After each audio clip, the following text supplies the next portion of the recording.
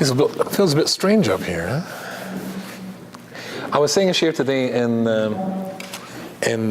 Staten Island, Koilel. There's a new Koilel there. The Rosh Koilel is a Hasidic Yid. And he started off his drasha explaining that, of course, it's Nittelnacht, Krachsmas, etc., a little explanation as to why we don't normally learn Torah, but however, that's only the first part of it. The rest we can learn Torah. So with his Ashtikl Haskoma, I thought it'd be maybe Kedai to talk a little bit as an onfang, as a beginning of Inyoni de Yoima. I have a very good friend in Manchester, in England. It's called Aaron Fulda. And he is, I think, probably the leading Haredi caterer in Manchester. Would you agree with that, Royd? Would you? Yes. Would you say yes? Good. We have another Mancunian here to endorse my words. Good. Anyway, so basically, it was this time of year, this a few years ago, and he's got staff, obviously quite a large staff. It's a large catering business. And one of his staff, when he was giving them their winter wages plus their bonus, one of them was from a lady called Mary from Ireland. Incidentally, in Ireland, all the ladies are called Mary. In fact, some of the men are as well. Anyway, Afal Pekin, she said, Mr. Fulda, she said, how do you know that your festival's right and ours is wrong? Have you ever considered that maybe you should be celebrating our festival instead of your own? Now, if I was asked that question, Moreh Baraboisai, I would have quite a lot to say on the subject, but sometimes the simplest answer is the best answer. And he turned around and said, Mary, tell me, how long have you worked for us? And she said, about 15 years. 15 years. And tell me, Mary, would it be fair to say that having worked here for 15 years, you've got a very good idea of how the Jewish community works? I think so. She doesn't think so, she thinks so. I think so, she said.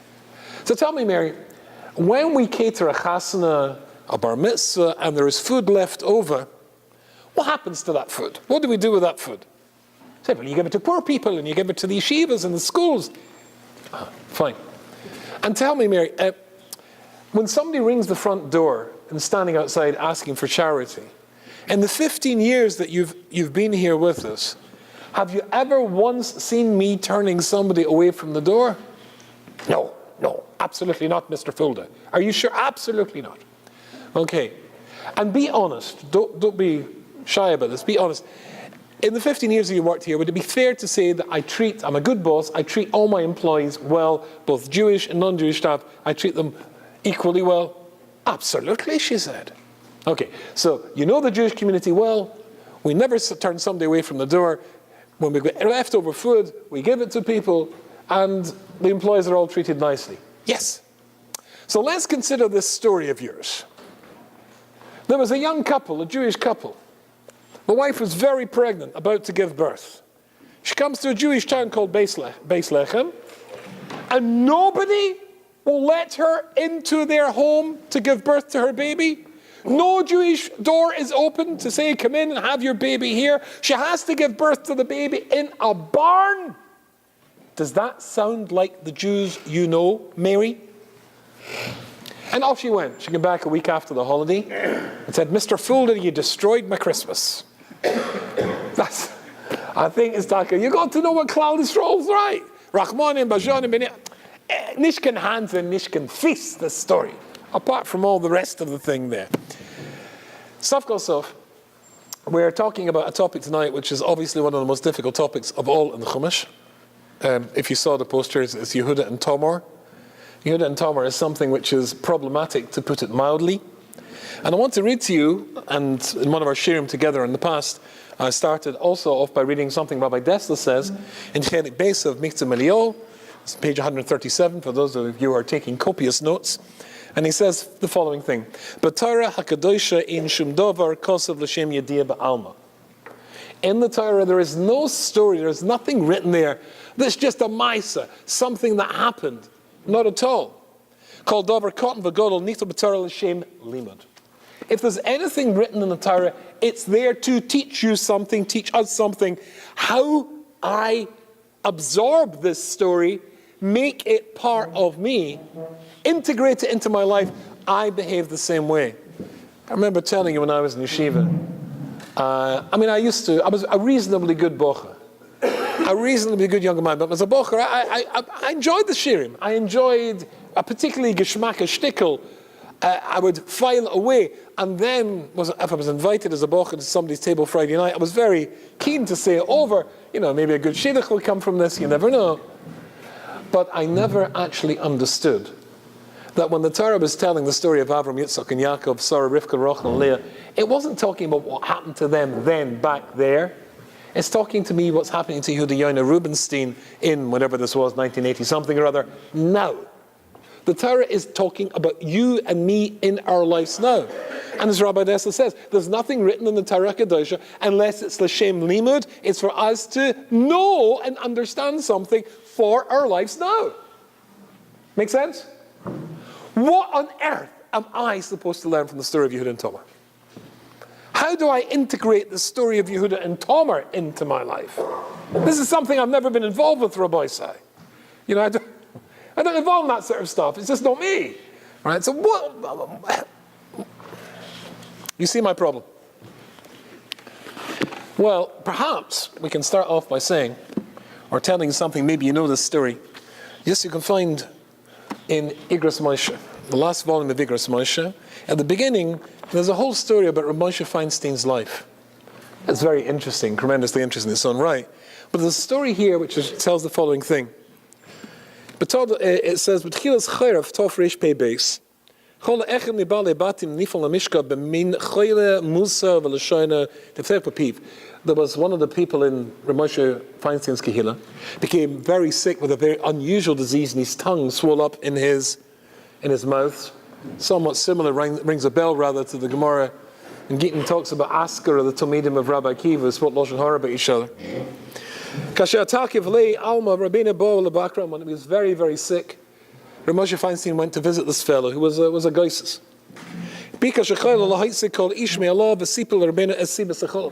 So the fellow was lying there on his deathbed, asked everybody else to leave because he wanted to tell something special, something secret to Rav Moshe Feinstein. Listen to this. And he said the following thing. He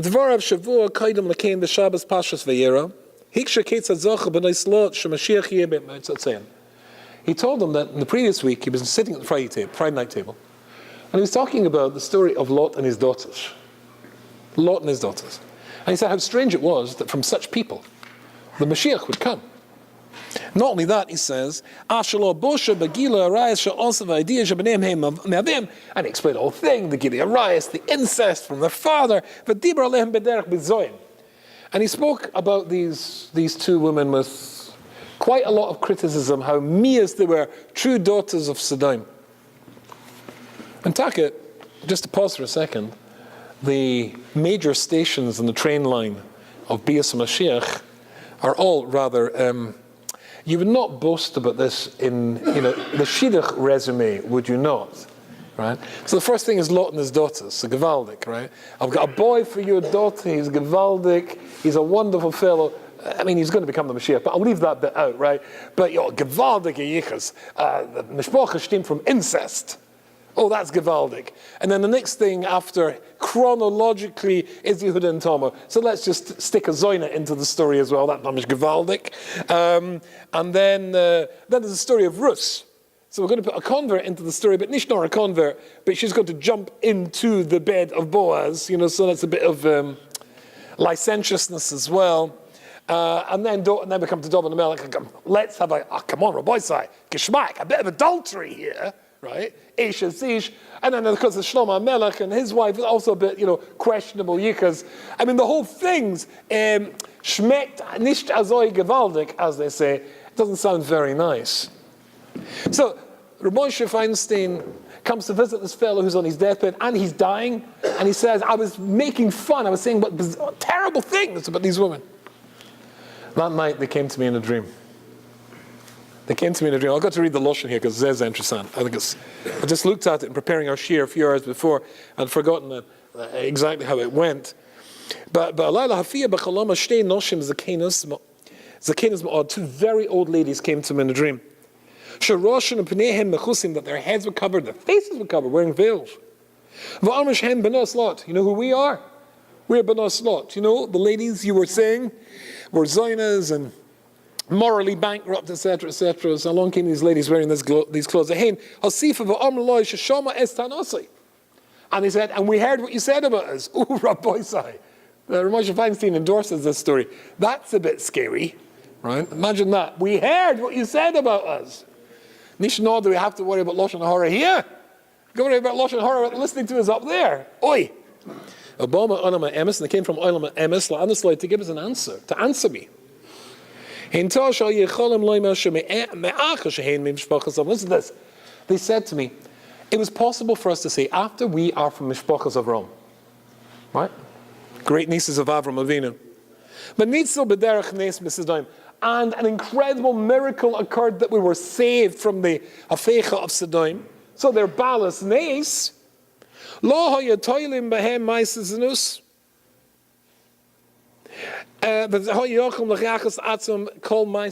They could have hidden the fact that they were pregnant through their father by saying it was a miracle, a miraculous, never back to the Yehuda and Tamar. It was a miracle. What's we call that in English? An immaculate conception, v'mazogan, yeah? Well, we don't say that actually. V'mazogan, we don't zog that at all. But you know, v'mazogan, and I just got, I just woke up and I was pregnant. It's like the Ger Rebbe, you know, when he says, he said about somebody came to see him about Shidduch, and he said, yeah, nice fellow, he's got a bit of a temper, and he's sometimes a bit of a gap. He said, that's like saying somebody's a little bit pregnant. You know, you're either pregnant or you're not pregnant.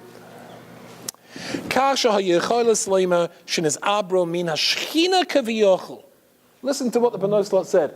It would be megalach for us to turn around and say that we became pregnant from the Shechina. That is in Yehuda and Tamar. Interessant. And liyasid das chadosha, and to create a new belief, a new religion, kenoitzrus, like Christianity.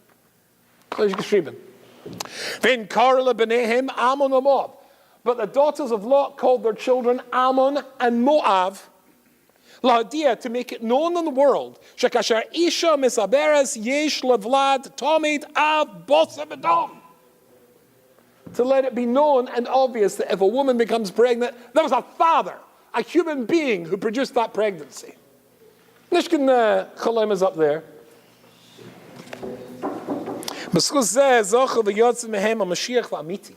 In the schus of that, they produced the Mashiach Amiti.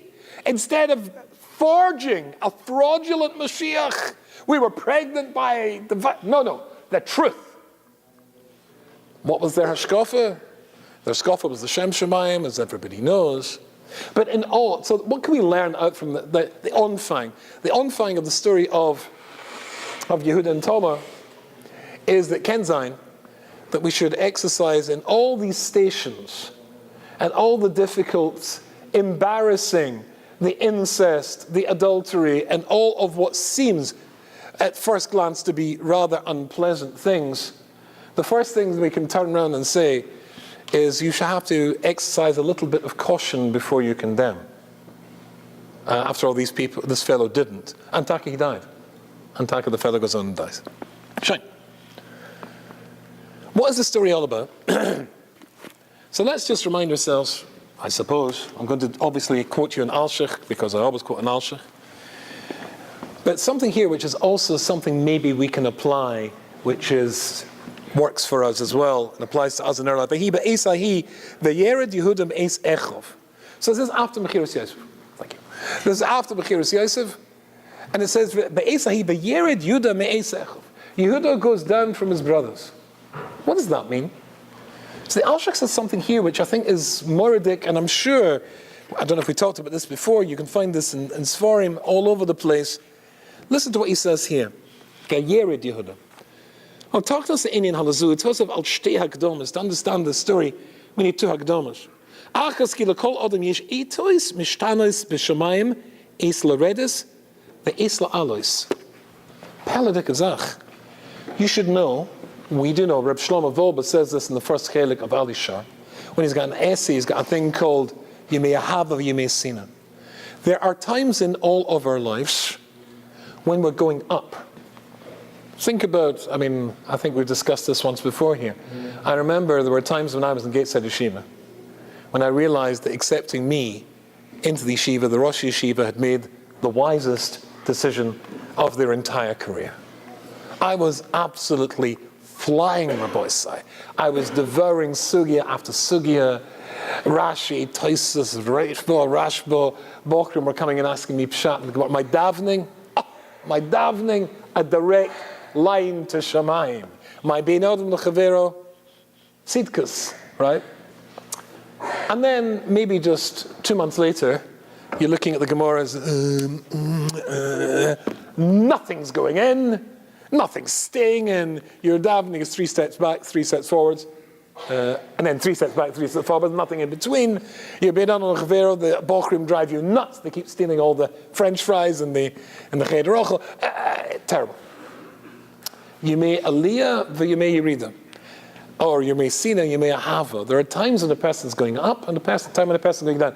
When the brothers objected and felt guilt for what they'd done to Yosef, they blamed Yehuda. His preeminent role within the family, the Malchus role in the family, that was demolished by the mistake he made in not stopping Yosef being sold. The Yered Yehuda me'is echov.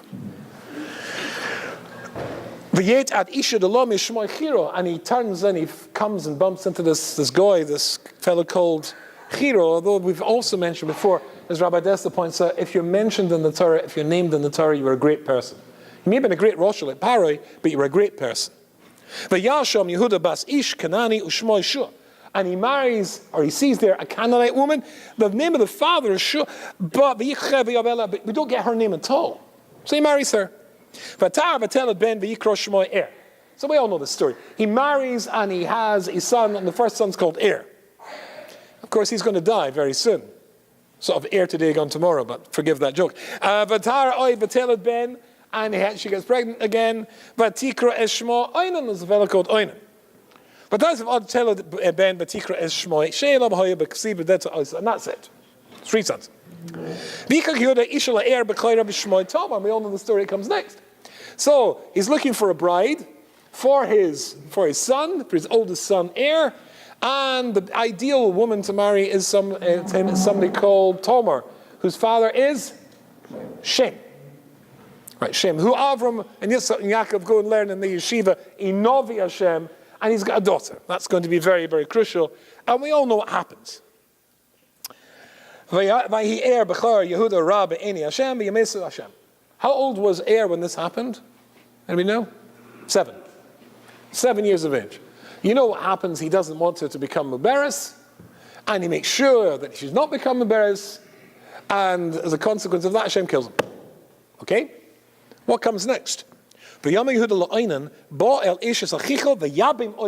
interesting lotion. And in fact, of course, as we know, all of the episodes I told you about, they come out all stories of Yibum. But Yibum's only by Klal Yisrael. So whoever this woman was, who was not great enough to be named, but certainly was a gerus there. Otherwise, there'd be no shaykhs that has got to do Yibum. So you will produce zera to your brother. In other words, we know that Yibum is the soul of the dead brother is going to come back through the child that's going to be born. But he didn't want this whole business. And he does the exact same thing. He's dead. How old is he? Also 7. Poof, he's gone. And then there's the mice of Shiloh. You can put Shiloh in the fridge until he's ready. You go back to your father's house. Fine. Now, there's obviously a problem with this.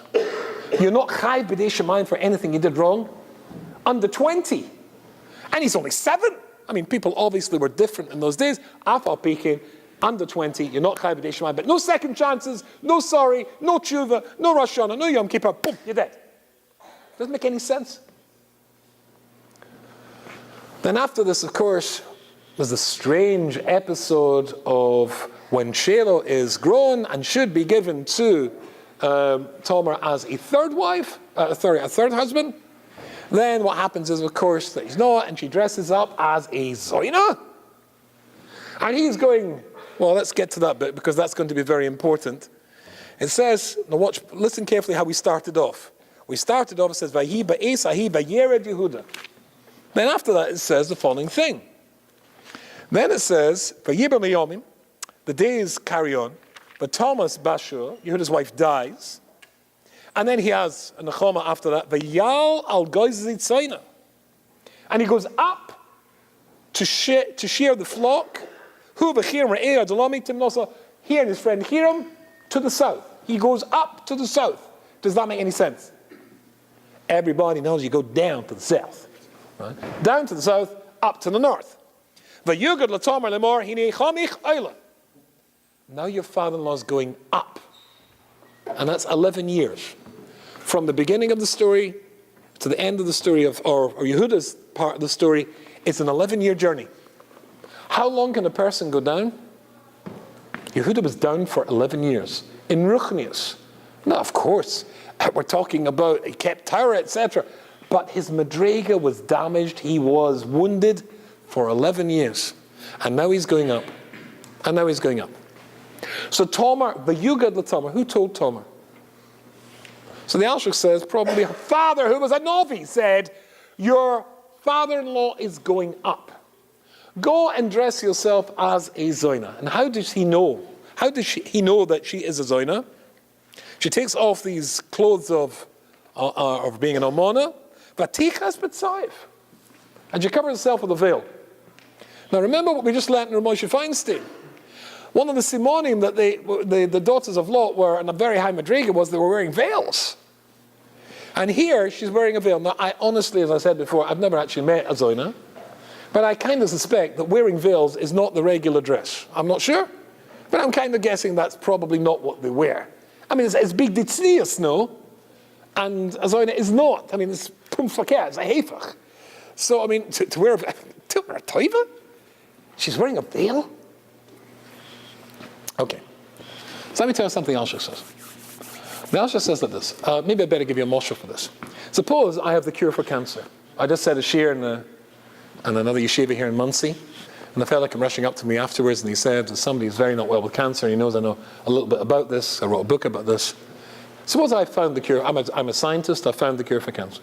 I've been researching this for 20 years. Incidentally, one of the people who wrote in this book for me is a friend of mine.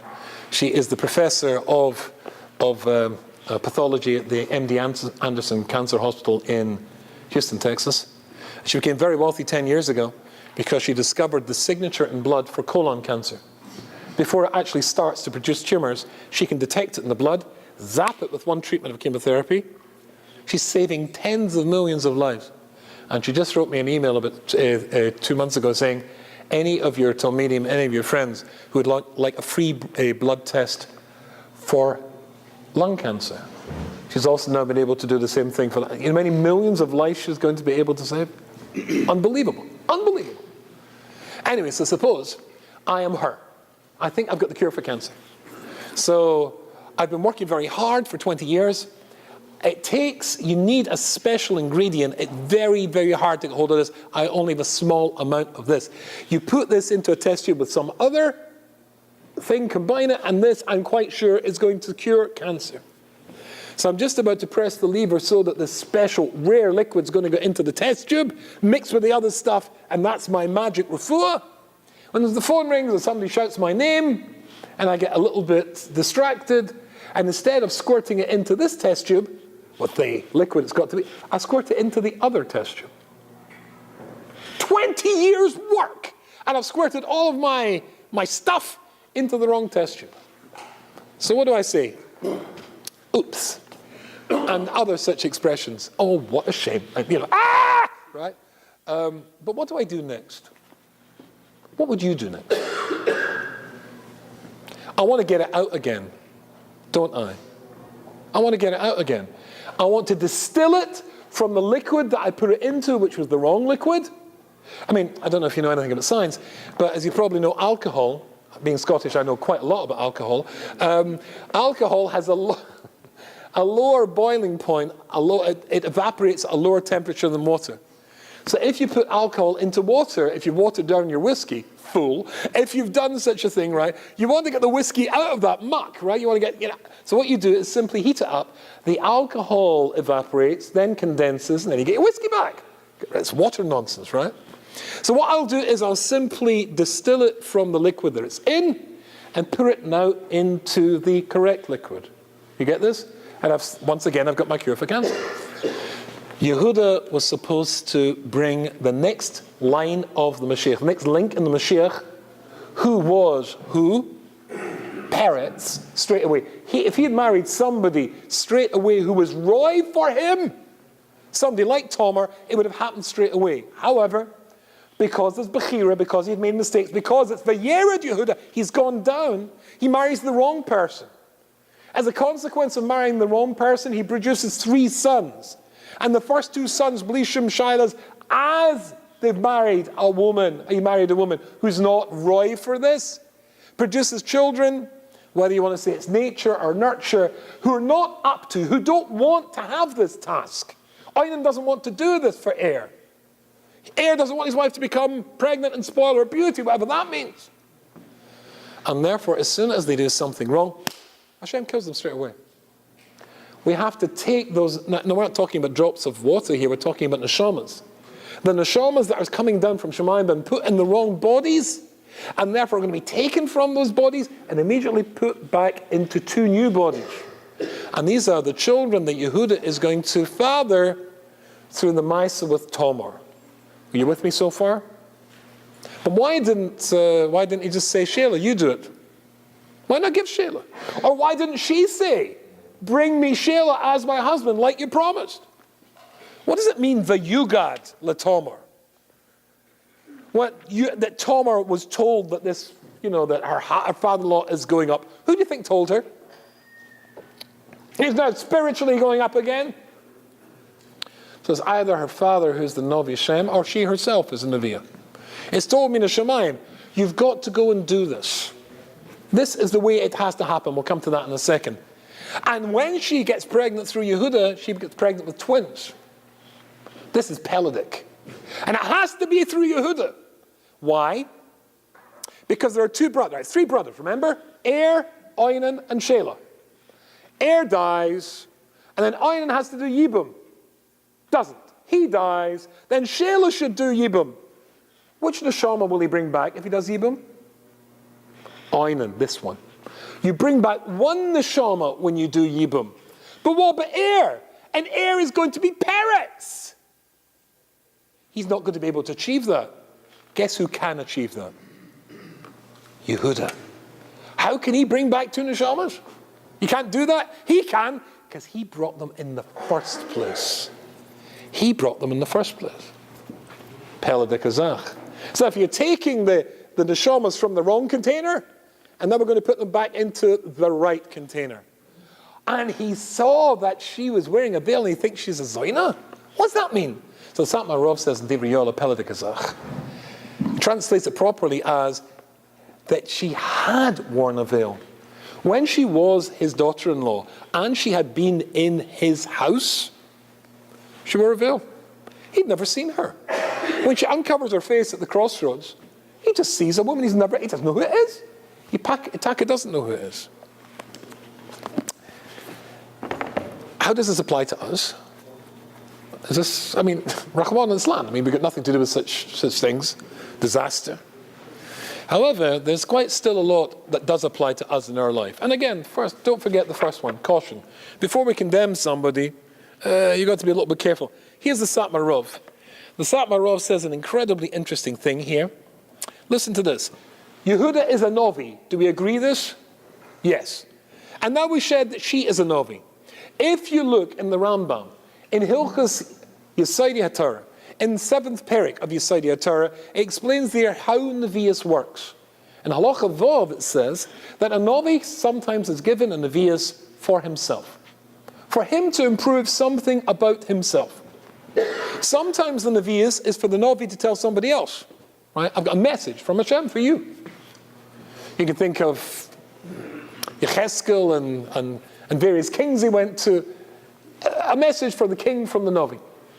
Sometimes it's the job of the Navi to pass the message on to a Kehillah, like, let's say, Yain and Nineveh.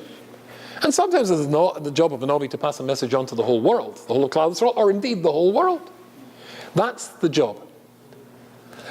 Suppose a Navi is given a message, and the message is for you, but through him. A good example of this would be Avram and Sarah. When Sarah says to Avram, kick out Hagar, Avram doesn't want to do this. He davens to Hashem, and what does Hashem say? Whatever Sarah tells you to do, Shema be'kolah. Listen in her voice. Shouldn't it be to her voice? Lekolah? Be'kolah. What's the be'kolah? Nevi'us. So if it's Nevi'us, why not give it to me in the first place? I'm also a Navi. Well, first of all, Sarah was a greater Nevi'ah than Avram was a Navi. But second of all, there's sometimes an important message for you to be able to learn to listen to somebody else, to listen to a Navi. Certainly to listen to your wife, especially if your wife's like Sorry Amino. That's somebody to listen to, right? So if it's the fact that you've been told to spread this message, then you spread the message. If you've been told not to spread the message, you're not to spread the message. Yehuda is told you have to go to this crossroads, and there you'll find a woman. Does he know who it is? Doesn't he know who it is? Different opinions on this. But only in this strange way, he thinks that the world thinks that she's a Zionah.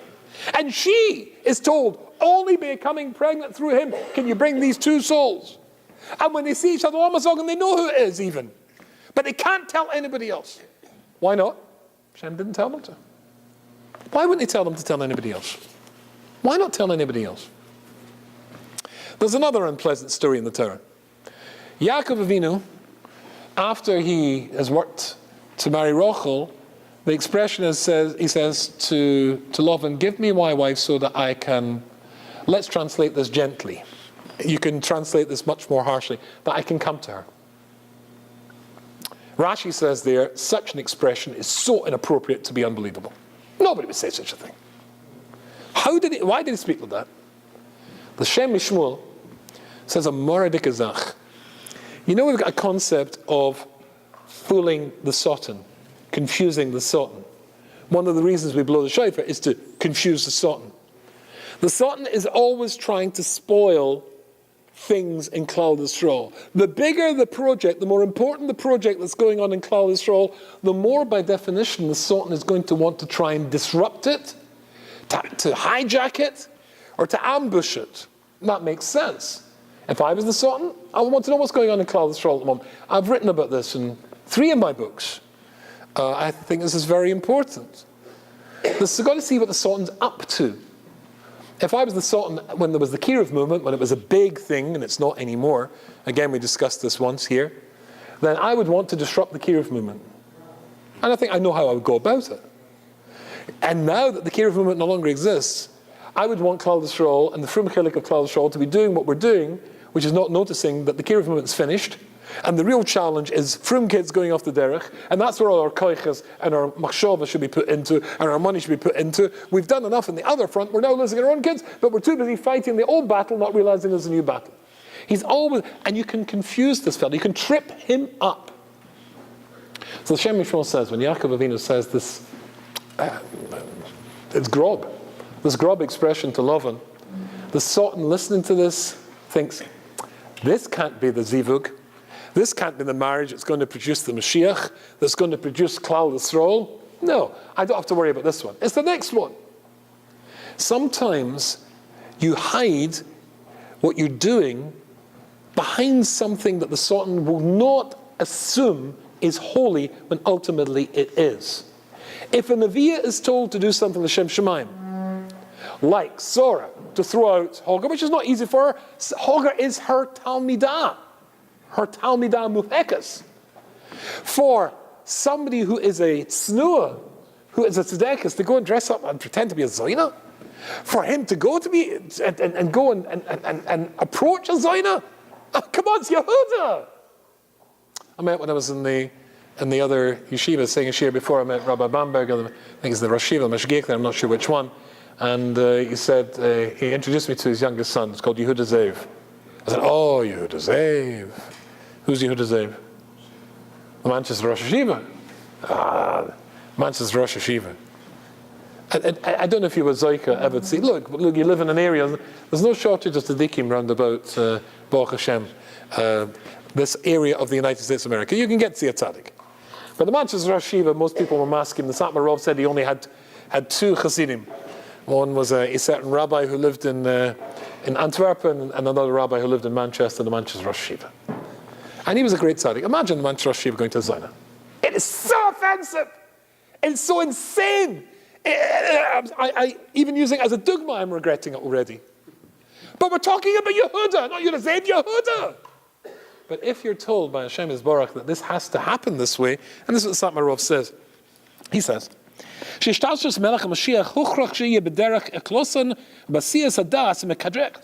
it had to be that all of the journeys on the road to the Mashiach, all were, as we said, they're all appalling.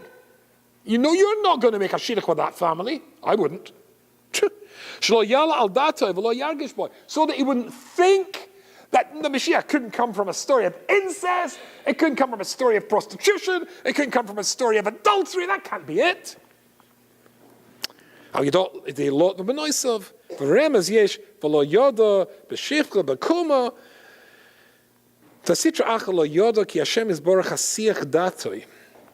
Hashem Yisborach made sure that he wouldn't know what's going on. He removed his consciousness from it. That's why they hid it in this way. It had to be in that way. What's that got to do with me? That has something to do with me. Now that has something to do with me. What does it have to do with me? Let me explain to you what this Irva Fasotan means. We all know Chazal, the Gemara tells us what the Sotan is. Hu ha-Sotan, hu ha-Yetzahora, hu malach hamovish. This man, this angel, this force, however you define him, has three hats. It's a bit like the mafia, the Italian mafia, is it not? The Italian mafia, if you lived in Brooklyn, which is where I live, they would come and say, Mr. Cohen, you need the protection. Bad guys could throw bricks through your window and shoot you. We'll protect you. Who are the bad guys they're talking about? Them. It's called the protection racket. We're going to protect you. In fact, I was in Las Vegas, not last Shabbos, but the Shabbos before. And Las Vegas doesn't attract me in the slightest. What a weird place. But the Kehillah there is gewaldig. You know, this when we got to the airport, the guy said, they've got the largest car rental center in the world. 37.5 million tourists every year. So a lot of car rental going there. The guy said, "It's your first time in Vegas?" I said, "Yes." He said, "Well, where are you staying?" I'm staying, "Which hotel are you staying in?" I said, "I'm not staying in a hotel." Surprised. I'm staying in an area called Summerlin with a friend. Oh, unusual. Somebody actually visiting the town, okay? So he shows me the map. He says, if you go along the 15 here, but you'll want to go along the strip to see the casinos and the hotels. I said, "No, not really." "Tired, huh?" "No, not interested." You see the fellow's face. He was anyway, it's gewaldige kehillah. You will read about this in Mishpocha if you are wise enough to buy it in 2 weeks' time. 1 week's time. Self called self, we did go in a little bit to the town centre. There was one thing I did want to visit, which was the Mafia Museum. Okay, never. Why? I don't know. But they've got a thing called the Mob Museum. And it was very interesting, the whole history of the Mafia. Sadly, quite a few of unsere chevra were rather oisik in this. There's even a picture of some guy, you're not going to believe this, Rabbi Sai. Picture of this fellow, he didn't actually look Jewish, but his name was whatever it is, very Jewish name. And he was a hitman for the Mafia, but he didn't work in Shabbos. Staben nicht kein Menschen, Shabbos, Shabbos keine, nein, after Shabbos. Okay. Oy vey. Anyway, self called self. They go in and they say to you, you need protection. They mean protection from them. That's what the Yetzer Hara is. He gets you into trouble. That's when he's the Yetzer Hara. Then he becomes the Sultan. He goes upstairs and says, "Hey, look what he did! Look, can you believe this? Look at the guy! You did no!" Okay. If it's seriously severe, or seriously severe, doesn't make sense. If it's serious enough to get you killed, then he's also the hitman, right? He's he takes care of it as well. So you want to be ma'arb of the Sultan? How does that work? So this is what Rabbi Dessler says. You find this two places. Interesting. Listen. He's talking about Ir Sultan. That's what it's called here. If you're interested, it's in Chelik Hev Mitamilio, page 234. It says, Ir Sultan sha'al yidei Tekiyos. He's talking about Tekiyos. Hu gamkein metzias b'tochenu. You know this the way it's talking. We're talking about the sedras. It's the sedras of the moment. They're all sedras of the dreams. Para is a dream, right? And it says they could explain the dream to Paro, or they could explain the dream, but not to Paro. Nobody could be poisoned the dream to Paro. They could explain the dream. So what was the explanation of the dream, remember? So what, the dream is 7 fat cows are eaten up by 7 thin cows. You get 7 obese cows and 7 anorexic cows. And the anorexic cows eat the obese cows, but there's no poundage as a consequence. Or 7 fat ears of corn are eaten up by 7 thin ears of corn, bus tutzach, right? So the Khartoumi Mitzrayim, who, gentlemen, were clever chaps. They could look into the future. They saw Moshe Rabbeinu's going to be born. They have koichas. And they go, baffled here. Well, I don't know. Oh, you're going to have 7 daughters, you lose 7 daughters. You'll capture 7 cities, you lose. Duh! There's going to be a famine. I mean, I get this. And I don't know how to do dreams. I mean, come on. I can't remember who said it. It was a very brilliant pshat. Why couldn't they understand what the dream meant when it's patently obvious to even a Rubinstein? The answer is because they could look into the future, because they were chachamim. Because they looked into the future, what did they see? No famine. There was no famine. But the dream says there's going to be a famine. But Yosef was going to manipulate and change things in Mitzrayim, so there was no famine. It wasn't starving children in the streets. It was, everybody's walking about as geschmack. So whatever it means, it can't mean that. So that's where they come on to these, a kvetch.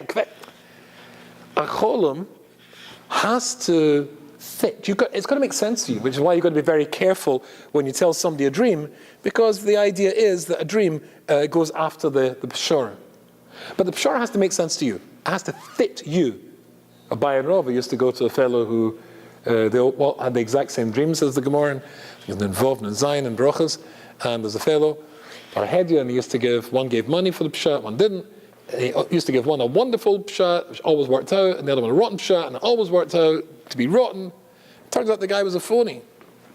So how did it work out? Because if you believe that it's kumpmia, it's appropriate for me, then that's how the dream works out. If it's not appropriate for you, then the pshat doesn't work. Effectively, you're posting your own dream. You give the pshat, you interpret your own dream. Does that make sense? He says it's the same with this, a bit like this with confusing the Sultan. When the shofar blows, who gamkein metzias betochenu, irva b'Sultan is something that's in us. Irva b'Sultan harihu irva b'yitzhara asher bono. You're mixing up the yitzhara inside you. When you hear the shofar blowing, and it's misaira within you more feelings of teshuvah, that's what throws out the yitzhara from within you. That's what is misaira of the Sultan. Because the Sultan's the yitzhara, it's the same thing. It's ultimately inside you. So when we were talking about Yehuda, we're talking about Tamar, we're talking about Nevi'im, we're talking about, the Rambam says a Navi can't reveal to another Navi. That's not me. But there is something that is me. If within yourself, if within me, I am being Mizarba of the Sultan, if I'm making sure that the Sultan doesn't understand, doesn't get, if the Yitzhahara in me doesn't get what I'm doing, if I don't become aggrandized by my actions, then, now, we've talked about before, the mistake that people make about Esav. When Moshe Rabbeinu gives Toichachot to Klal Yisrael at the end of his life, then he waits to the end of his life, says Rashi, because he learnt it from Yaakov Avinu, who didn't give Musa to his children except when he was about to die. And he said, Reuven, why don't I give you Musa till now? In case you abandoned me and went and joined yourself to Esav. What? Esav? He's a Nazi. Reuven? Big mistake. Big mistake. Esav was a twin brother of Yaakov Avinu, and remember the Pasuk says he was an Isha Deid side. He knew how to trap his father. He dressed like a Charedi Sheyidra boy side. A frock or a strayim, like vice was. He looked from, the distinction between Esav and Yaakov was dakasdik. And he knew how to trap his father. How do you mice a melech? How do you mice a tevin? And what do you do if you mice something? You elevate it. What is Tevin? Machal Behema. What's Melech? Is the king of all foods. Keeps food fresh, gives flavor to food. And I saw once in Lubavitcher Sefer, not from one of the Rebbes, but Lubavitcher Chossi, a brilliant idea. He said, it's interesting, that really what Asa was saying was, people who are Daimel Melech, the Spitz, how do you take them higher? Or the people in the lowest Madriga, how do you bring them up? He was interested in that. He's interested in big mitzvahs. But if you're only interested in big mitzvahs, it's because you want to make yourself look big, even if you're not aware of it. Not only do you have to hide your actions away from the Sultan, if you imagine the Sultan out there as a big malach who's going to try and disrupt it, which is exactly what the DVL says, but you also have to hide your actions from the Sultan that's inside you so that you don't become misgoeh, you don't become a balgaiva from the things that you've done yourself. Don't become an Esau. Don't become somebody who wants to be a big noise, a big cheese. And Rabbi Desta says, interesting, Kiddush Hashem Amiti Hamaduma. Talks about Kiddush Hashem. Real Kiddush Hashem and false Kiddush Hashem. What is real Kiddush Hashem? Asks Rabbi Desta. Listen to this. Kol Maisa v'kol Darga shemagin aleha. Any madriga that a person reaches, Kol Shem Pnimim Yosef, the more secret, the more private, the more discreet they are, what we do as Jews, Yeshoisa Tikva Sheyeh Emitoim, then they have more possibility of being genuine and authentic. Kol Shem Esayvim Kalapi Chutz, but more that they are apparent for everybody to see. Alolim Yosef Liyaz M'orvim Al Shalol Shma. Then there's a strong possibility that when you do that, then really you're being disrupted by wanting everybody to see it. That's the real reason that you're doing it. And he gives 3 examples of what Kiddush Hashem is. Kiddush Hashem, says Rabbi Desta, is when, I don't know if you know this, is when you make a Kiddush Hashem, it's in front of 10 Jews. Do you know the halacha? In front of 10 Jews. He says the real Kiddush Hashem is when you make a Kiddush Hashem for yourself. When you do it for yourself, you know you're not kidding yourself on.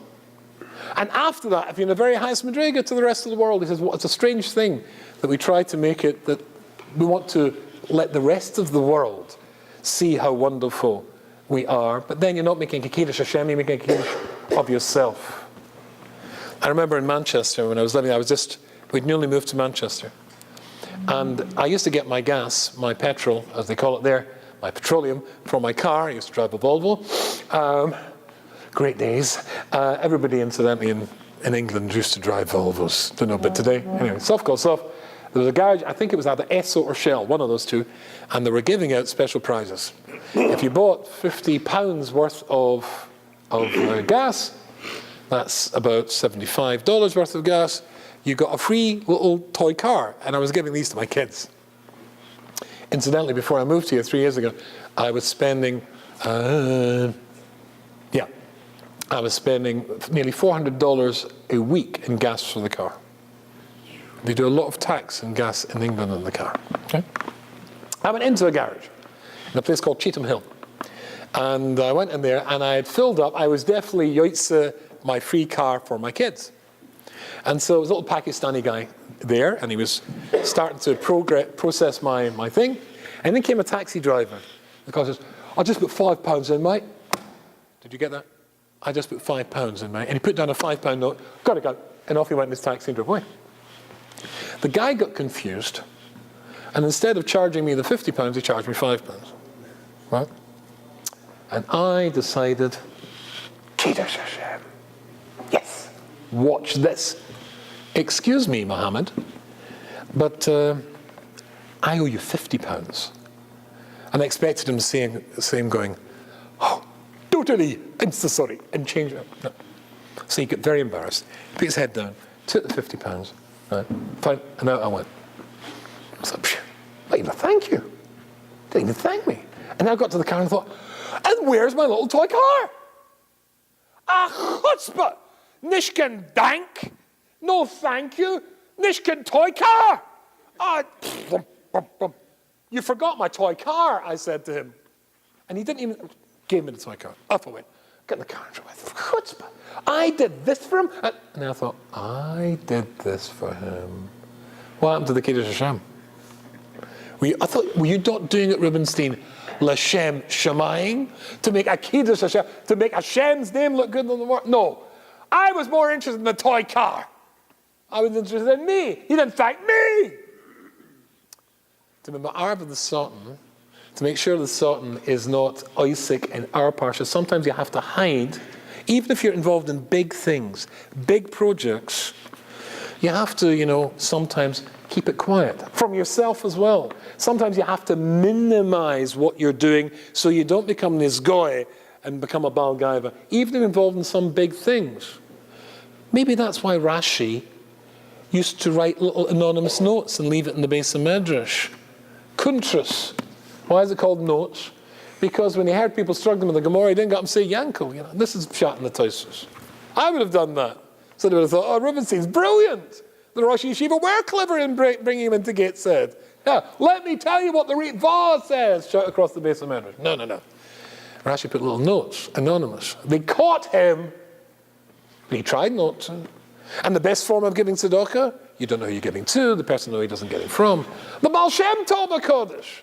The Baal Shem Tov, when he and another little neshama were in the waiting room upstairs in Shemaim, about to come down to this world, apparently they made a pact together. What was the pact? When they're born, they will never cry as babies, because you cry, you're going to upset the mummy, and the mummy's going to get upset. So the Baal Shem Tov said, Amored Gezach. He said he was partially successful. He never cried when his mummy was at home, but when the mummy went out and he was left at home, then he used to have a good cry. He said, I was punished for this. I was condemned to fame. I was condemned to fame. The mashmos is that the other neshama was even greater. Who was he? Haven't a clue. He was not condemned to fame. He obviously didn't cry whether the mummy was at home and the mummy was outside. He didn't cry. He was condemned to fame. Fame's problematic because then people see what you're doing. And that can distort what you're doing. You can move out of the Sultan by being discreet, being quiet. Not just in the out of the Sultan so he doesn't see what he's doing. If you imagine a big malach out there, so the Sultan doesn't see. But your own Yetzer Hara, you can be memayet what you're doing so your own Yetzer Hara doesn't get to you. That's something I think we can apply from the story of Yehuda and Tamar. Shabbos. Yeah.